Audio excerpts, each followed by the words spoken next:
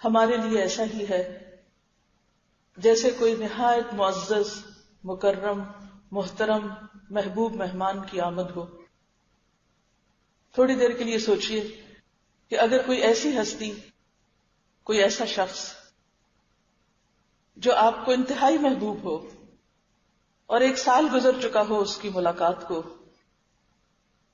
اور آپ کو یہ پتا ہو کہ 1 ہفتے 10 دن کے اندر وہ آنے والا ہے، تو آپ کی کیفیت کیا ہوگی؟ آپ کے احساسات کیا ہوں گے؟ آپ کے پورے خیالات، آپ کا دل، آپ کا دماغ، آپ کی سوچ، آپ کا وقت اس معزز مہمان کی آمد اور اس کے بہترین استقبال اور اس کے بہترین خیال کے لیے پوری طرح اس میں انوالو ہو جائیں گے کہ آپ کس طرح اس کا خیال رکھیں اور کس طرح آپ اس کے ساتھ زیادہ سے زیادہ اچھا وقت گزار سکیں. آپ سب کبھی نہ کبھی اس تجربے سے گزرتے ہی ہوں گے کہ جب کوئی آپ کا محبوب رشتہ دار، کوئی بہن بھائی، والدین، بچوں یا دوستوں میں سے کوئی آپ کے پاس آئے تو آپ کی کیفیت کیا ہوتی ہے؟ دوسرے تمام کام، دوسری ساری باتیں سیکنڈری ہو جاتی ہیں اور ساری توجہ اور سارا دھیان کس پہ لگ جاتا ہے؟ مہمانوں کی آمد اور ان کو ریسیو کرنے اور ان کو ٹھہرانے اور ان کو خوش رکھنے اور ان کے ساتھ باقی منصوبے اور پلاننگ کرنے میں کہ زیادہ سے زیادہ ان کے ساتھ کس طرح اچھا وقت گزرے. اس وقت ہمارے لیے رمضان بھی ایک محبوب اور ایک معزز مہمان کی طرح آ رہا ہے. ہم سب اپنے دلوں کی کیفیات کا جائزہ لیں کہ ہم اس کی آمد کے کتنے منتظر ہیں، ہمیں اس کے آنے کا کتنا شوق لگا ہوا ہے، ہم اس کے لیے کیا تیاری کر رہے ہیں. کیونکہ اگر کسی مہمان کی آمد سے پہلے تیاری نہ کی جائے اور وہ مہمان اچانک آ جائے تو پھر اس کے جانے کے بعد بھی دل میں حسرت رہتی ہے اور دل خوش نہیں ہو سکتا، اور آپ ریگریٹ کرتے رہتے ہیں کہ اگر مجھے پہلے سے پتا ہوتا تو میں یہ بھی کرتا اور یہ بھی کرتا اور یہ بھی کرتا اور اس وقت کو اس سے بھی زیادہ بہتر طور پر گزارتا. کہیں ایسا نہ ہو کہ بغیر تیاری کے ہم رمضان کا استقبال کریں یا رمضان اچانک آئے اور ہم اس سے پورا فائدہ نہ اٹھا سکیں، کیونکہ ہم میں سے کسی کو نہیں معلوم کہ آئندہ زندگی کتنی ہے، آئندہ ایسی ملاقاتیں اور کتنی ہوں گی اور کیسی ہوں گی. لہذا سب سے پہلی چیز اس رمضان کو ویلکم کرنے کے لیے دل، دماغ، ذہن، سوچ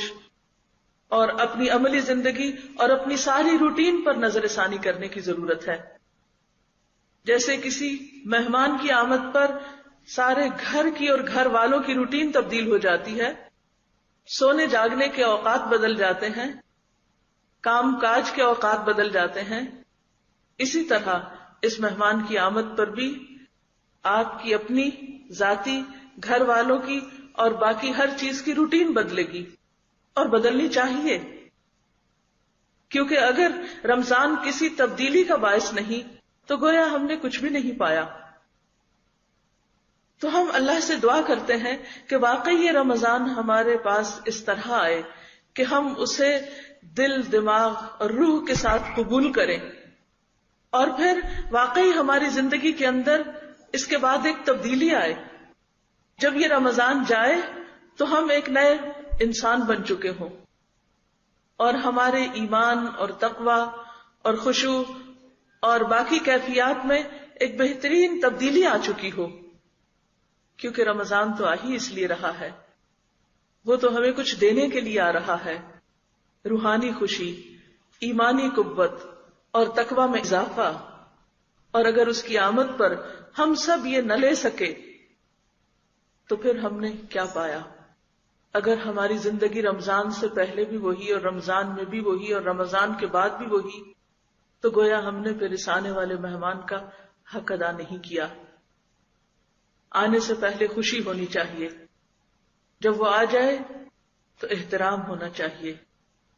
اس کے تمام تقاضوں کو پورا کرنا چاہیے، اور جب چلا جائے تو اچھی یادیں باقی رہنی چاہیے. اور ان یادوں کے تصور میں باقی سال بھی اچھا گزرنا چاہیے. سلف صالح اس امت کے نیک اور محترم لوگ تھے. وہ رمضان کی آمد میں خوشی سے آنسو بہاتے اور رمضان کے جانے پر غم سے آنسو بہاتے. کیا ہم سب کی آنکھوں میں بھی رمضان کا تصور کر کے خوشی کے آنسو ہیں؟ کہیں ایسا تو نہیں کہ ہم رمضان کے نام سے خوف کھا رہے ہوں، کوئی گھبراہٹ کا شکار ہوں کہ اتنے گھنٹے تک بھوکا رہنا ہوگا، کھانے پینے سے پرہیز ہوگا، اوہ رات کی نماز بھی لمبی ہو جائے گی اور پھر صبح بھی جلدی اٹھنا پڑے گا. یہ سوچ کسی مومن کی سوچ نہیں ہو سکتی، یہ تو بس شیطانی وسوسے ہو سکتے ہیں. ایک بزرگ کا کہنا ہے کہ اللہ میں تو بس اس لیے جینا چاہتا ہوں کہ گرمیوں کے روزے رکھ سکوں اور سردیوں کی نمازیں پڑھ سکوں. شاید سردیوں کی نماز کا ہمیں وہ بات سمجھ نہ آئے، لیکن ان علاقوں میں جہاں گرم پانی کا اہتمام نہیں ہوتا اور وضو کرنا انتہائی مشکل کام ہوتا ہے، اور وہ لوگ جو